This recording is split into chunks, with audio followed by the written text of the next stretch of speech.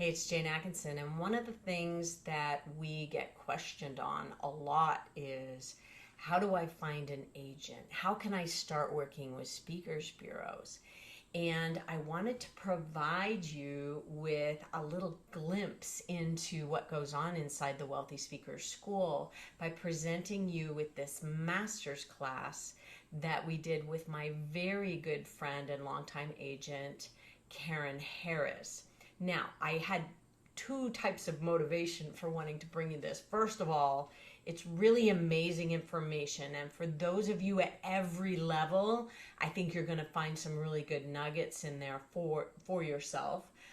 So I wanted to make sure that we were providing you with some awesome content. But my second is so that you can kind of have a little look-see inside, have a peek inside the Wealthy Speakers School and really see what kind of programming that we deliver every single month at the highest levels. So check out wealthyspeakerschool.com. I think you will be absolutely shocked with how little of an investment it is for you to get access to these types of experts and get access to this type of content. Okay, enjoy. Hey, welcome everyone to our monthly master's class. Today we are talking about working with agents and bureaus. We have the amazing Karen Harris with us. Welcome, Karen. Thank you very much for having me, Jane. It's great to see you. Now, how many years have we known each other? Well, this is my 28th year in the industry, and I think I came and saw you within that very first year. You're So right. yeah, 28 years we have known each 28 years. other. So Karen Yeah. and I have both represented one speaker at a time. We've done that. And Karen has gone on to run an agency, and we're going to kind of break down three different things for you all today. And I'll cover those in a second. But first, Karen, tell everybody about CMI Speakers. That is the company that you run today. Sure. We're 20 years old this year. We started on December 1st of 2001, so 3 months after 9/11. We spread our wings and started it when the industry was basically half of what it had been prior to 9/11. Yes. But we had some great people to start with, and we've been going strong and hard ever since. Oh, and I've always admired your work ethic. It just Thank feels you. like you have been consistently at a high level in your agency for a long period of time. Okay, so for our listeners, for those of you who are really seasoned, hang tight because we've got some good juice for you as well. But I just want to break it down to three areas. Number one is that kind of agent speaker relationship, which I would liken to a marriage. Yes, The agent speaker absolutely. marriage. Okay. So I've done that for three different speakers. You've done that for a number of speakers. Okay. Then, so some of you might be looking for that, and we'll talk about maybe how to find that.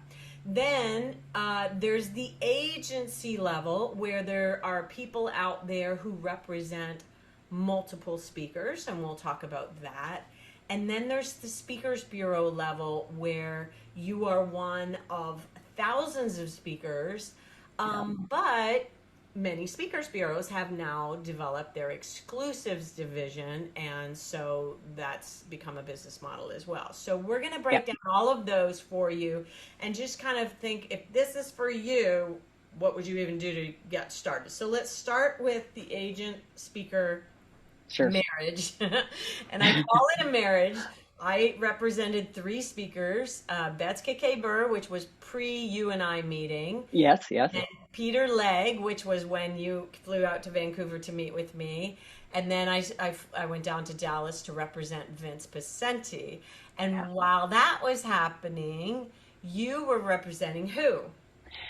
Alan Hobson and Jamie Clark, two Mount Everest speakers based up here in Calgary, Canada. Hmm. And I walked into their office for an interview to help them to be their administrator, to run their business administratively. That's what they were looking for. Okay. Within 3 months, because I could see the potential that they had, and I had some chops that I could bring to the table. I had some promotional capabilities that I could offer to them. Within 3 months, we had replaced me, and I was in a marketing position for them, sales and marketing position. Right. So that's where I cut my teeth. Mm. I learned all about the business from working with Ellen and Jamie. I came and saw you. We had heard about this wonderful woman that was working with Peter Legge, and you had done some expansion work with him into the US, and that's where they wanted to go. And I came out, and you spent half a day with me and just broadened my horizons. Thank you very much for doing that. No And charge. yeah, yeah. And so from there, we grew their business to a multi-million dollar entity. And eventually their partnership, they used to speak as a team actually on stage. And eventually their partnership, they decided to dissolve it. Yeah. And when they dissolved, I went and worked with one of those speakers for a couple more years. And then in 2001, we decided that it was time for me to spread my wings and for Jamie, who I was working with at the time, to go exclusive with a speakers bureau that I had recommended to him. Right. And so a big part, I just want to kind of make sure we're filling in the blanks on the story. A Yep. big part of my success with Vince, my success with Peter Legge, and your success with Jamie was really understanding how to leverage our time and marketing to speakers bureaus. And so Yes. we got really good at that. So when we're talking about how to work with bureaus, we're coming from this from a knowledge that was, Yeah. we've done a lot of business with bureaus over the years. Yes. Now, let's talk hiring 101 here for a second. Let's say Mm-hmm. there's a speaker who's looking for, I want my agent, somebody who's Mm-hmm. just going to sell me. There's something I want to mention before we even get started in this, and that is there's a saying, I don't even know where I got this. I think probably from Brooke Castillo. If you have a problem of not getting enough sales in your business, you need to solve the problem first and then hire to implement the solution. Mm-hmm. Trying to hire to solve the problem when you don't know how to sell yourself will in Yep. itself become a problem. You're handing your problems to somebody else and say, Yep. fix them. And Yep. typically, that does not work. So let's talk about like the clarity that is required before you hire someone. Clearly, Jamie and Alan thought they needed an admin person, and they Yep. did, and they did. Yes.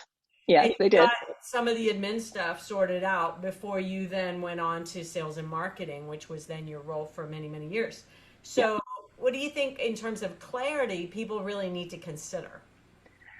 Really need to have a good handle on your value proposition, what it is you actually offer to the marketplace. If Yeah, you don't know that, how would you ever be able to share that with the new person that you're asking yeah, to share and promote that value proposition? If you aren't extremely clear, and in this market, oh my gosh, 28 years later, we're now talking about super clarity. We're talking, you talk a lot about, know your lane well, and down. now I actually talk. You and I haven't talked in a long time. I actually talk about getting really drilled down on your lane because if you can bring it down to solving one problem rather than Yes. trying to be a generalist, Yes. I think that you become more and more valuable to people. Okay, so value proposition Yep. is job one. Yep. Let's talk about being very clear on whether or not you want the role that you are hiring for to be administrative Mm. or sales. I used to always talk to Vince. So Vince could have gotten his CSP, his certified speaking professional, but there was a lot of paperwork back then.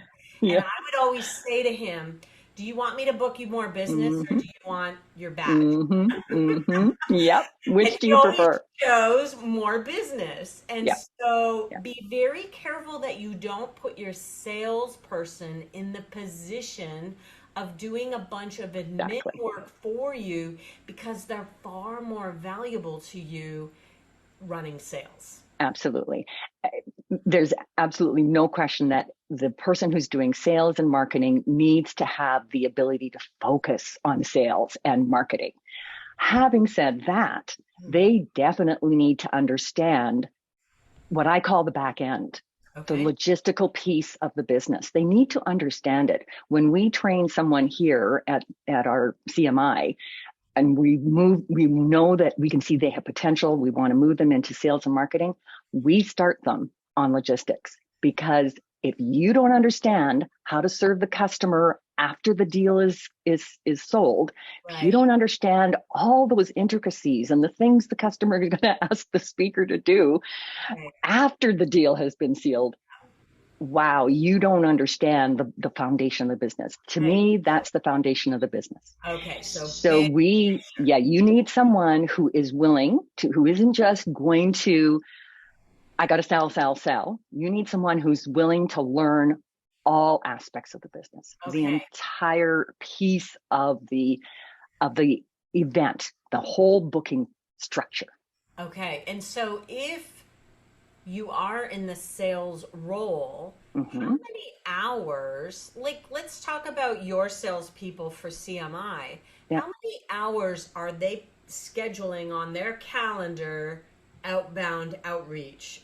Like, do you have any kind of mode in your company where it says, okay, we are all going to do this many hours of outbound in a week? Because thinking back to our days, back with Yes. selling speakers, I'm Yes. pretty sure I used to talk 80 calls a week. Yeah. 80 Yeah. calls a week or 80 calls a day. Yeah. Actually, I have a horrible memory. Sorry. Yeah. Anyway, it was a lot. It was Yeah. a lot. So, Yeah. talk about numbers. What do you think is required? We don't actually focus in on numbers. We focus in on the end result. We're always looking at how many inquiries are coming in the door, how many of those are we closing, and how many of those are we actually serving throughout the month. Okay. So. Because we work with speakers bureaus, we do not want to compete with them. So our outreach is very soft sell. It is far more we aren't dialing for dollars. We Okay. are not doing cold calls. If we make outreach, it's to our direct database that has been established over these years. And yes, we definitely promote our entire roster and want to rebook with them, right? Obviously, we want to do that. But our outreach is different than it might have been for in your day, for instance. So back when you were selling Jamie, do you remember what your numbers would Oh, have been? Like we really were we pounding were pavement out we there. did. We did. And I suspect you and I probably did it at least 40 types of outreaches. God, this is really ridiculous, but I used to fax. Oh Yes. my gosh. We used to Yes. phone and fax because there was no email. This Phone, is really fax, dating us. and mail, right? So we did the Yes. call, send, call Yes. process. So this Yeah. was back in the day, Yeah. but we digress. Okay, so let's say somebody is looking to hire that marriage one-on-one relationship Yeah. for an agent. I've always talked about first look in your audiences because you never know when somebody's going to come up to you and say, "Oh my gosh, I love everything you do. I would love to work with you." There could be gold Yes. in them, their hills of Yes. your audiences. Okay, so that's one Yeah. place to look. What are some other places people can look to find that one-on-one relationship of an agent? Well, somewhat related. What we find works really well is someone, and it's my experience, and I think it was your experience, someone who's really interested in their own personal development or personal growth.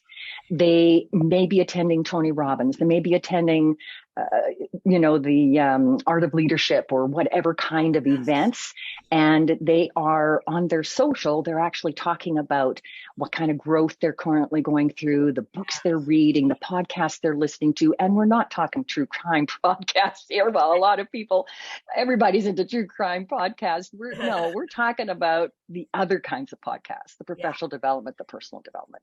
So that's we good. look for that. And don't forget to use your network to cast the net. I see we have Yes. Gabby's on the line and she's out of Dallas. Somewhere in the DFW area Yep. might be your person. And I do love, talked about this a little bit. I love being able to get together with somebody face to face, like Yes. even if they work from home, but maybe let's just have breakfast once a month or something like this and check in. You probably need to have weekly meetings for sure. But Absolutely. face to face, there's something cool about that, don't you think? It's not just cool to me, it's essential. The exchange of energy, and the only thing I can refer to it is energy, that passionate energy that you have for what you're doing. Yeah. It doesn't come across quite as well on daily Zoom calls or whatever else you might implement. If you need to see your people. Hmm. I mean, we are not hybrid. Nobody wants to work from home. I'm very blessed in that everybody wants to be Okay. here. And They want to engage. you have a physical office now, right? You moved it I out do. from home a Yeah. long time ago. Well, Yeah. Yeah. Yeah. congratulations on that. That's so cool. How many team members do you have right now? There are about to be 10. On the 29th, we'll have 10. That is so exciting. Yeah. Yeah. Congratulations, Karen. Okay, Yes. so you're looking for somebody to be your person. Cast out the net, put it out on social. This is what I'm looking. I would say get really, really clear what the job Very is clear. first. Very clear. And if you can delay this hire, delay it by adding more virtual assistant type people to have Yes. like more assistant and administrative roles Yes. so that you can be the rainmaker because they're freeing you up. I think that that's Absolutely. also good advice because this is just a really difficult marriage to get and to keep. And it is a marriage. We can, Yes, I always considered myself as Ellen and Jamie's second wife yes. because we run their business. We, in essence, are, as you said, the rainmaker. We are creating the opportunities. And yes, definitely, they were extremely helpful, both in terms of any pre-conference, pre-booking calls that we set up for them, or being so incredible on stage. All of that is huge. Yeah. However, if we aren't doing our part on the phone, at that time on the fax, now on email, on social, on text, if we aren't really engaging and passionate about what we're selling, we're not going to help that person, right? So we definitely are like a second wife. We are very invested. So once we have them hired, we can focus them on whatever our three core outreach programs are. Some people will focus on only one niche, only one market. Right, We're right, gonna right, be the person, the go-to person who works with dealers or franchises right, or insurance or right. Yeah, whatever.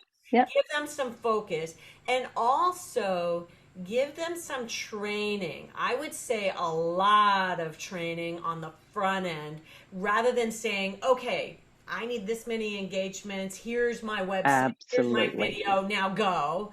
We really need to spend a lot of time and energy. Bring them out to your speaking engagements and make sure that they really are standing beside you when the people are coming up in lineup to talk to you, So they can hear. hearing Yeah, exactly what they are saying. yeah.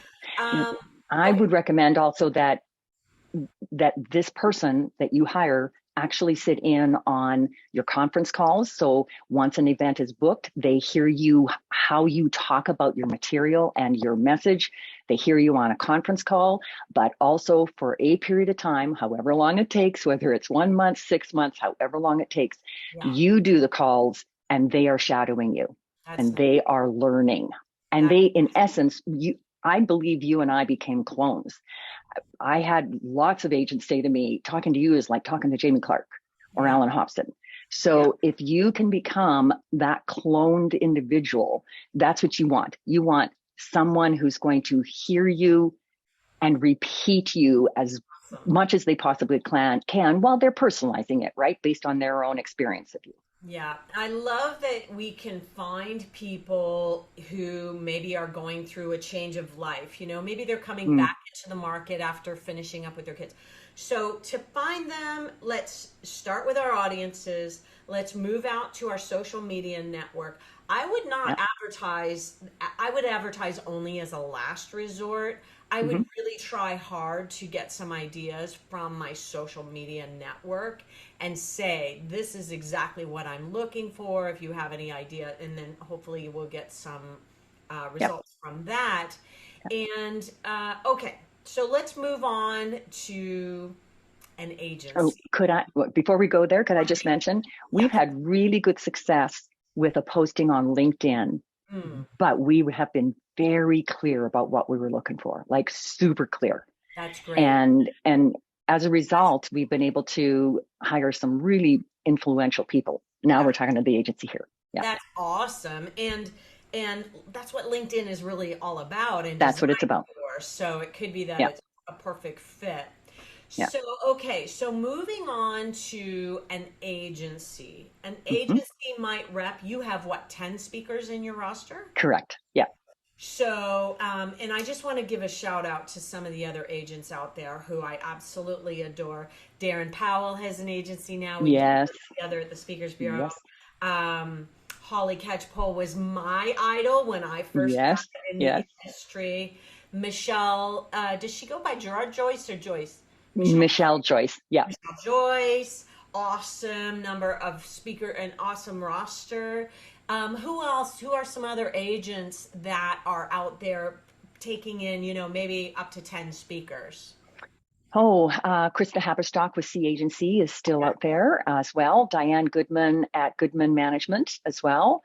Right. Trying to remember who else. There's a whole bunch that have actually created, and they're now members of the International Association of Speakers Bureaus.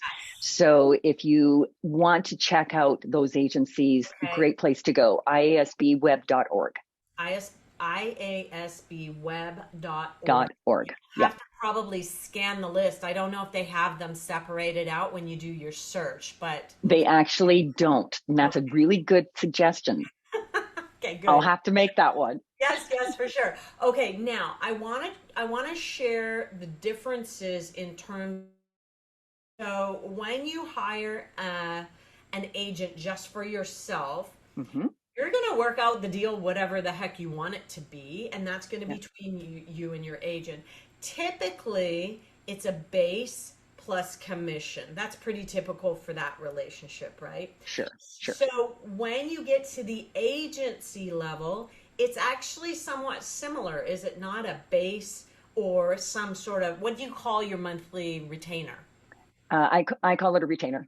Yeah. Okay, A so you management have retainer. a Yeah. retainer and plus a commission.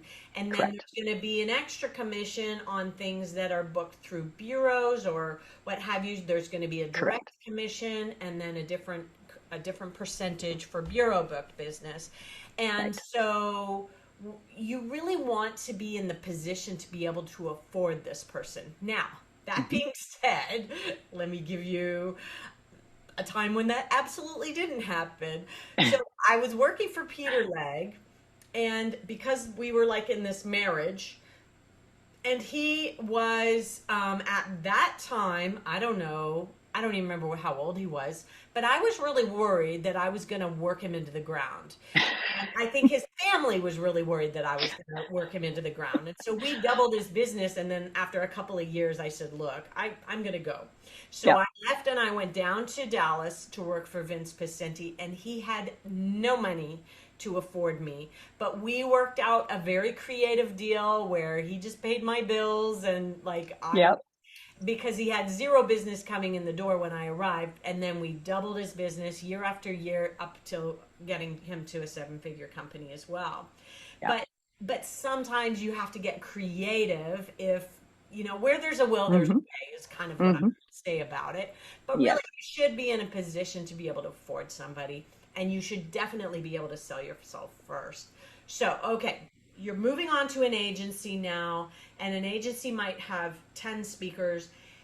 You're going to want people who are going to make your phone ring.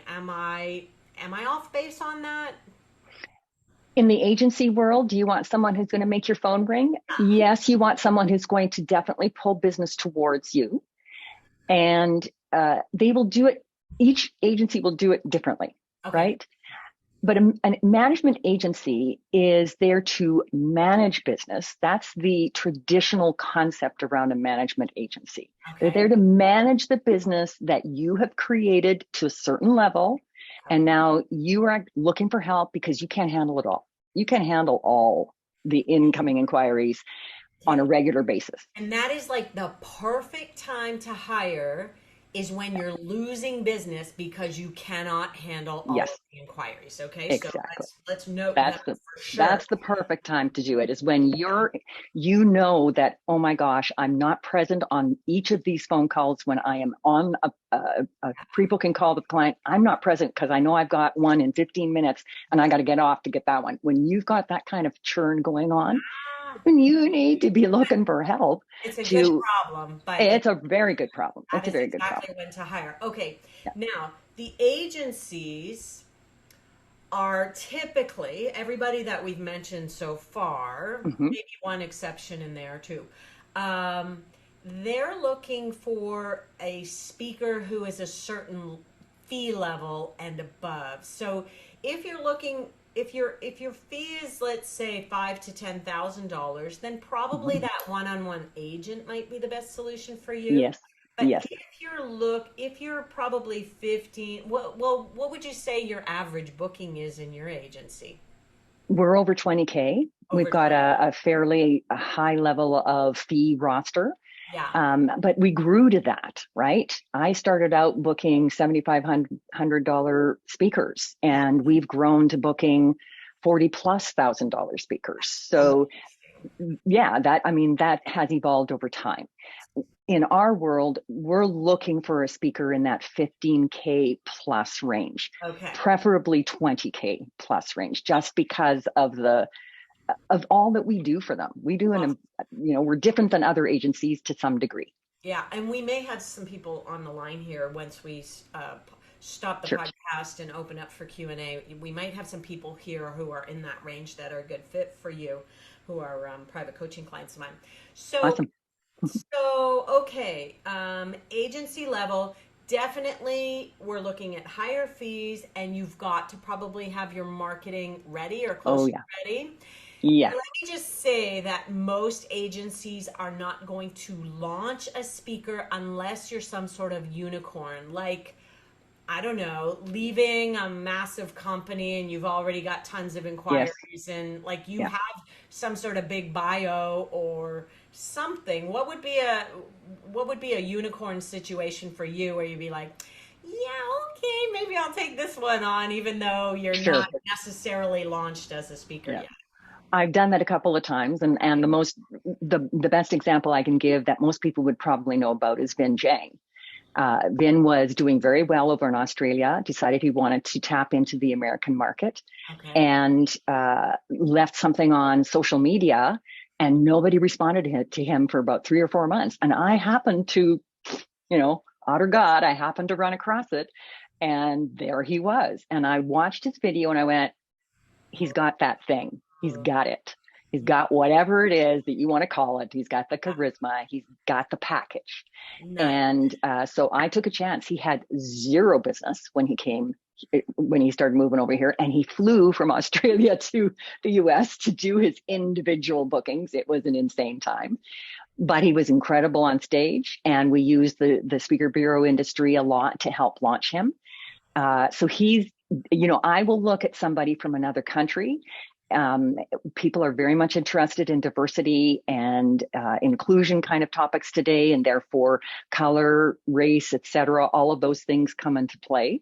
So I'll look at someone from another country to see what they're doing on stages over there, and happily now launch them into the U.S. Whereas 5, 10 years ago, I wouldn't have looked at that Yeah. option. And I want to point people towards your website, cmispeakers.com, if you Correct. want to see Ving and the rest of the people that you have on your roster, Yeah. just to get a feel for what level you are booking at. I think Yeah. that that's very interesting. So, okay. let's cross into working with speakers bureaus, which you and I have done a lot of in our career, and Yes. getting our foot in the door. So with Bing, for instance, they didn't know him. Hmm. Sometimes hearing it from a voice of authority, somebody that they know and Yes. trust already, can be very helpful. So you probably have introduced them to some other people, and you had some relationships because of working with Jamie and Alan in the early days. Correct. Yeah. You, how important is relationship when presenting a speaker, a new speaker to a speaker's bureau?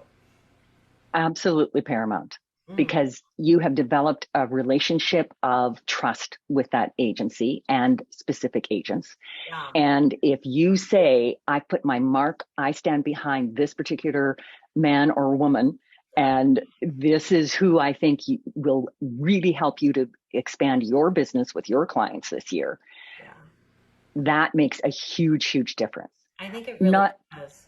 It does. It really does. And yes, it really makes a difference as well when another speaker says to a speakers bureau, hey, I've seen him X number of times. I've seen her X number of times. They're amazing. And here's why. Yeah, And you need to be booking them. yeah, When another speaker that they trust, that they've had great success with, does the same thing, comes from a management company such as myself, or comes from another speaker, it's huge. yeah. It's huge. Or number three on that list is if a client says, Yes. get me, or Yes. we didn't use you, instead we booked somebody direct. Exactly. Or I keep hearing about this speaker. Let's go ahead and see if we can get them. Yes. A client's word takes and reputation. So if you're already working with one or two speakers bureaus, or four or Mhm. five, or however many, ask them, like, who are your buds in the industry? You go to IASB, so you know, Karen, that they all talk to each other. This Yes, is they not, do. everybody's not in their own little silo in this world. They all No, talk no. to each other. Yeah. And if a speaker has a great reputation, and let's just say what keeps the speakers bureaus coming in towards you is spin-off. Yep. If they book Absolutely. you once and you get two or three more engagements, then you are now becoming we call it flavor of the month with Yeah. that speakers bureau. Yeah. Yeah. Exactly. And it is a flavor. It is a flavor for a period of time, because they'll Yes, go through the appropriate yes, client list that you attract. yes. And in time, sometimes it takes 3 months, sometimes it takes 1 to 2 years for you to run through that particular speakers bureau's roster of clients. Yeah. They'll come back so long as you stay relevant, so long as you continue to grow and expand in your material and your message. They'll come back. But it might be a hiatus. It may take a hiatus from you for a period of time before you see more bookings. So we have a question in from Rick. When should a speaker consider shifting from a VA to an agency? And my 2 cents would be it would be based on kind of fee level and the various agencies out there. Most of the ones that I know are probably the 15K and above. What Right. would you say about when should a speaker consider that? Sure. Hi, Rick. I would look I can only tell you what we look for. We look for someone who's been doing somewhere between 25 and 50 events consistently for the last couple of years. Now, we obviously had to make some adjustments due to COVID when we went virtual, but Yeah. still, if a speaker wasn't able to convert from in person to a reasonable number of virtuals, then that actually decreases our interest in them, because we want people who can do both. Yes. Today is you have to be capable of doing very good virtuals and very good in persons. So we look for 25 to 50 per year for the last couple of years. And we like that 15K and above, preferably 20K is our real sweet spot. Okay. Does that answer for Rick? Yes, and so what we need to find out, Rick, is for the agencies that you're looking at, what is their average fee? What do they require in terms of video and marketing, etc.? And it could be that you're close, or it could be that, okay, 1 or 2 more years and you're going to be there. Yeah. And Yeah. and so also, be prepared to spend some money on a monthly basis on your agency. I don't want to ask you specifically for numbers, but could we give a range like $1,500 to $4,000 or something? Am I Sure, sure, out of sure. eh, is For that what accurate? Yeah, because we do a lot of coaching and mentoring and advisory work for our speakers on Mhm. positioning and branding and business development and growth in terms of their message, right? We are anywhere from 1,000 a month to 2,000, 2,500 per month, and it always depends on the volume that they bring or don't, Yeah. and the amount of work that we feel we need to invest to actually get them to the next level. They're going to come in at this level and they want to go here. How much work do they and we have to do to actually get them to that level? Yeah, and So I'm pretty subjective. It's subjective for me. I look at it and I kind of, we date. We date for a while before totally. because we become that second wife, that real true business partner. It's really important that our values are very similar, that I understand a lot about their message before we even decide that we're going to work together. And I think a values match is always something to look for. Oh, If huge. you have someone who is in a different part of their life and you're like, yeah, I just kind of want to take it easy, they may not be the right fit for you That's as an right. agent. That's right. There was something else that I wanted to bring up with regards to that.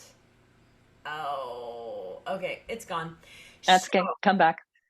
uh, I think that there's a lot of speakers bureaus now who are running exclusives divisions, and Yes, so let's just put in a couple of ideas about when do you go exclusive with a particular bureau, because sure. I've had a few clients who have come into relationships and then they've come back out of relationships, Yes. Yeah. and what I think we should say, well, let me ask you, do you think that bureaus are great at co-brokering their exclusives now? Is this something that's gotten better and better over time, or are they still a little reluctant to like give each It's other? not it's not so much reluctance. People are they are more open to co-brokering than they were. That trust relationship has been much more established. Okay. However, everyone is experiencing the same kind of financial pressures that the rest of the world are. Right. And so when you co-broker, you share that 25% commission, or some people pay 30, we pay 25 to bureaus, Yeah. but you share that. You share that 12.5, you get 12.5 and the other party gets 12.5. So when you're looking to do a deal, you're going to put preference. I mean, I can't believe that any bureau wouldn't agree that they would put preference towards a deal that's going to bring them a full commission. Full commission. Okay, so that's something to think about. If you're not getting all of the business that you want from that one bureau, and like we talked about earlier, you might be flavor of the month, but we don't know how Yeah, long it's going to last for. that's right. That's And right. maybe you stay non-exclusives because if you've been working hard to build up to like 15 bureaus are booking you and they all really, really love you, and then you tell them, oh, I've just gone exclusive with ABC Bureau, they're like, Hmm. oh, wow, wow, wow. And because they Exactly. have to split the commission, that's Yep. why. Yeah. Um, Now, let's talk about, yes, 25%. Some bureaus charge, or some speakers will pay 30%. Hmm. Hmm. There's different commissions out there. There is also a net fee. You Hmm. probably have some speakers who are dealing in net fees. Tell Yep. everybody what that means. Net Sure. fee versus gross fee. Let's just map that out. Yeah. Net fees are you decide on a particular fee that you want to receive every time.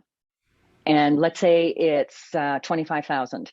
Okay. However, the bureau or agent has your permission to sell you at a higher rate, whether that be plus 25%, plus 30, plus 40, whatever they can sell you for. When you go net, you set your price that you don't go below. They always have to send you that net price. So you're going to get 25 every time. But every time. the danger I see with that, and once you get to 30 and above, all bets are off. You can do whatever Yeah. the heck you want because you're commanding a good fee. Uh, Yes, but they might add on 5, they might add on 10, they might add on 50, exactly. which means that a lot of clients are paying different fees for you. Yeah. And some people are totally fine with that. So keeping a gross commission, I think, as long as you can, so that it remains consistent out there in the marketplace, in my mind, would be desirable. Do you think it's desirable, Karen, or would you care? Well, and the majority of bureaus don't really enjoy working with net speakers. The majority of them just say, "What's your gross? What should I charge you out at?" Okay, Right?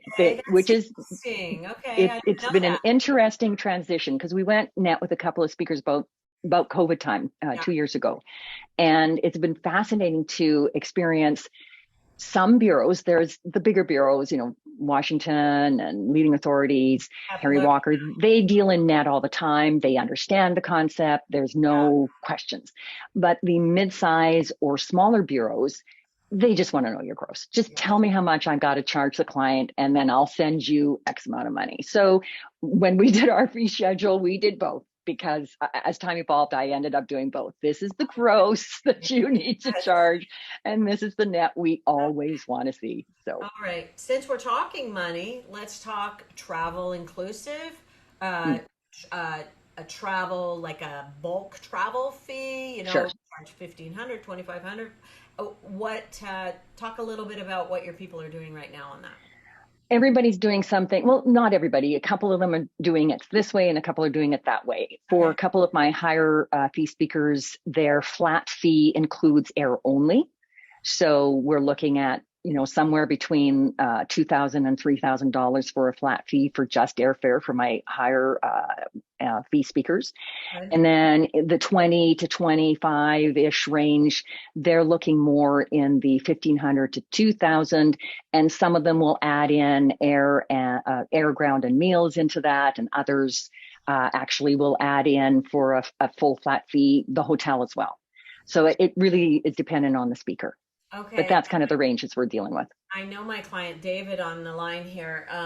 He was asking me the other day, at what point is it acceptable, do you think, and if we go flat fee, then I think it takes it off the table, but to charge first class Mm. uh, for back to your clients. So would you say that if you do like the 1,500 to 2,000 or the $2,500 flat rate travel fee, then it doesn't, it's not an Yeah, issue it with negates money. it. Yeah, Yeah. it really negates it. The time that when we've gone first class for a couple of our speakers, it's been overseas, international. Customers get that concept.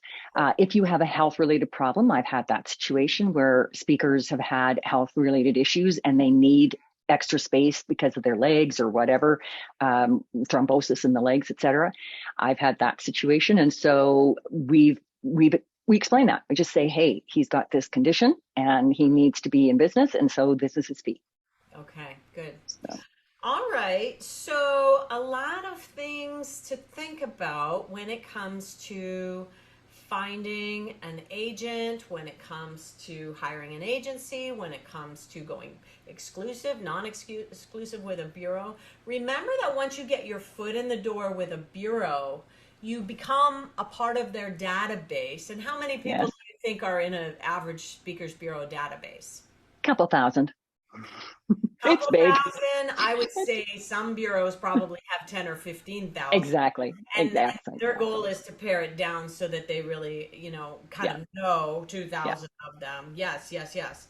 And so just know that that's step one. What is an idea? Let me have a what not to do with bureaus and what to do with bureaus that would help build the relationship. Well, most people want to ensure that they get all the information that they need. Don't give it all to them at one time. They're like anybody else. Just drip some information a little bit at a time, and Okay. don't hound them. Don't hound them. They're like any other client. They are a client, a potential client. And Absolutely. so treat them as you would any other potential client. If you have a drip marketing campaign, do the same thing with the Bureau. They're just like you and me. They're going to respond or not. And typically it's going to take what does Colleen Francis say now? It's 20 some touches to actually get. It's huge. It's a huge numbers of touches that you need to make to a client in this day and age. So you just have to be persistent. And can we say, please don't add them to your newsletter list without their Absolutely. Yes. I get a lot of unsolicited newsletters, and I would say Yes. big no. And I think in order to ingratiate, some people will hand a piece of business over, but my advice would be, why don't we wait until we're kind of close? Let's see if we haven't dated a little bit first before we hand over a piece of business. Like, absolutely, if they put you on hold a couple of times and didn't get the business, okay, now we've got a deal that we've booked. Let's just run it through the Bureau and give them the commission and get the ball started, because you want to do that. Is there any other techniques like that you've ever done that would kind of tip the scale in your favor? One of the things that we've done is, and it took some work, but we were able to bring a Bureau at the speaker's expense to see that speaker present. And it made a huge difference, and it started things for us. So that's been a really beneficial thing to do. And when you're starting out, it may not be the most effective or cost effective for you to do. However, it's really effective. If they see you speak and you wow that audience, and then you meet with them for coffee afterwards and you wow them by your wonderful personality, they're everybody. They're like everybody else. They want to book you because they like you. Yeah. Okay. So great investment. The backed off version is you are flying into their town and you invite them to come and see you speak. Maybe you stay on an extra day and do an office visit where you buy everybody lunch. As a former Bureau agent, I can say everybody buys pizza, so maybe you go all out and get sushi or something to impress them a little bit. Do something different. When we do Bureau visits, we call up the assistant or whoever and say, hey, where do they like to bring lunch in? When you bring lunch in, where do you like to bring lunch in from? And we always do something that's different, as you said, than the usual pizza. Nice. So I think that those are some great relationship builders when it comes to working with bureaus. And please, everybody just know, this is a marathon, not a sprint. Yes, very much so. It's a long term. You are doing business today, Karen, I would suspect, with people that you have known for 15 and 20 years in this business, right? 28. And 28, some of them. Yeah. Imagine that you're in this for the long haul and that your relationships. I remember Gail Davis from GDA Speakers in Dallas calling me once and saying, there's a speaker named blah, blah, blah, and I think he's one of yours. She saw something in his email address or something that made her think of me. I think he's one of yours. I heard some couple of things about him, so I was being very cautious. But then when I found out he worked with you, I thought I'd give him another chance. Do you know this person? And I said, no, that's not one of mine. And she's like, oh, okay, I'm going to continue to steer clear. I think relationships are huge. What it's all about in the speaking industry. And for those of you tuning in on the podcast, I really hope you'll just take the time and build the relationships, solve your problems first before you go out and try to hire them away. And I want to say thank you, Karen Harris, for being a part of this with us. CMIspeakers.com, if anybody thinks that they might be a good fit for you. What kind of topics are you looking for right now? Well, we are definitely looking for someone in the innovation and futurist market. We have some opportunities there. Definitely thinking about an inspirational, motivational, but has to have a really good message to go with it. And also diversity. Wouldn't mind having some more diversity opportunities, female speakers on my roster Okay. with areas that are really that clients are really looking at. Sure, they're looking for, especially because of the situation with the economy, people are looking at economists, all that kind of thing. It's not really my area of passion. Economists are not really my area of passion, but being on that borderline, business growth, business development from a financial aspect, I'd look there as well. Yeah, coming forward into potentially a recession, you really want to have Exactly. speakers who can manage that. I might have Yeah. somebody for you. I'll talk to you about this offline. Okay. Okay. Well, for those of you listening into the podcast, thank you so much for being here with us. Check out cmispeakers.com for more about Karen. Karen, thank you so much Thank you, Jane. for joining us. And with that, we'll say see you soon, multi speakers.